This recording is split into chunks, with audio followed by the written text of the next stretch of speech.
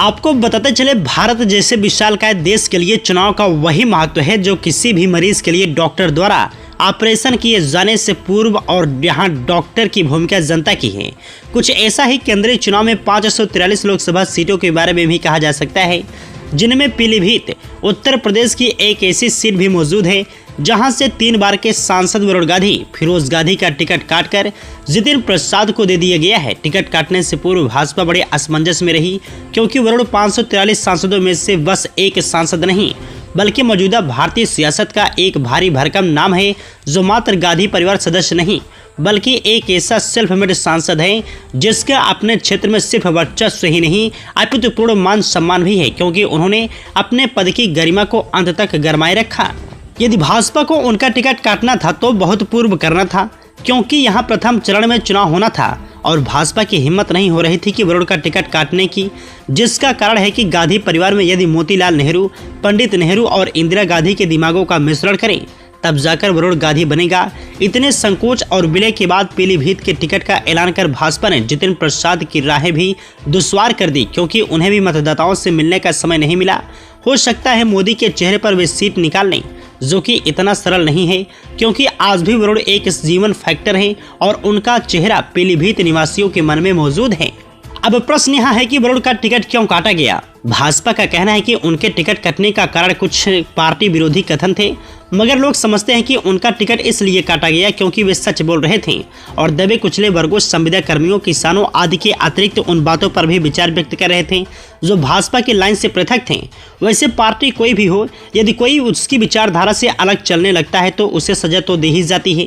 यदि ऐसा नहीं होता है तो आज ईवीएम में उनके नाम में चौथी लोकसभा पर मुहर लग चुकी होती।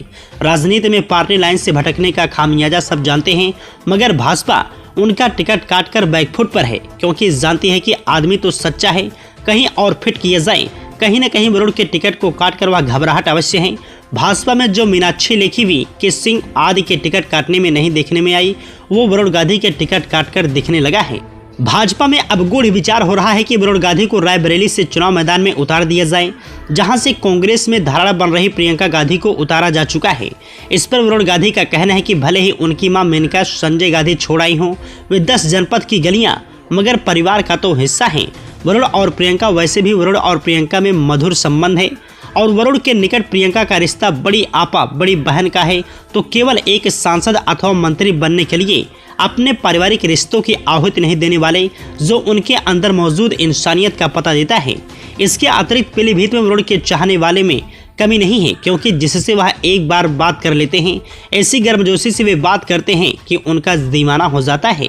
इस मामले में वे अपनी दादी इंदिरा और परनाना नेहरू से आगे हैं। इसका प्रभाव पीलीभीत के पास पड़ोस के क्षेत्रों बरेली, मुरादाबाद, आंवला, खेरी आदि में भी है, क्योंकि इन सभी क्षेत्रों में या उनके निवासियों के लिए जब भी उन्होंने कुछ कहा या करा, वे उनके दिलों में बस गए। वहीं आपको बता दें, किसी भी पार्टी के किसी नेता या कार्यकर्ता को पार्टी विरोधी गतिविधियों के बदले में उसे निष्कासित करना आसान काम होता है, मगर भाजपा ऐसा नहीं कर सकती, क्योंकि उन्होंने पार्टी के विरुद्ध कुछ नहीं किया है, सिवाय इसके कि जनहित में बोलते रहे हैं। वरुण आज कह सकते हैं कि चित्त भी उनकी, पट भी उनकी, और भाजपा का सर कढ़ाई में। टिकट न पाने पर आज वरुण का कद बढ़ा है। पीलीभीत में उनको शहीद माना जा रहा है। पुराने वफादार वरुण को टिकट न देना भाजपा के लिए भारी पड़ सकता है। अतः गेंद पार्टी के पाले में है और जनता प्रतीक्षा में है कि किस प्रकार का चौका छक्का अन्यथा कैच आउट मैनेज करती है।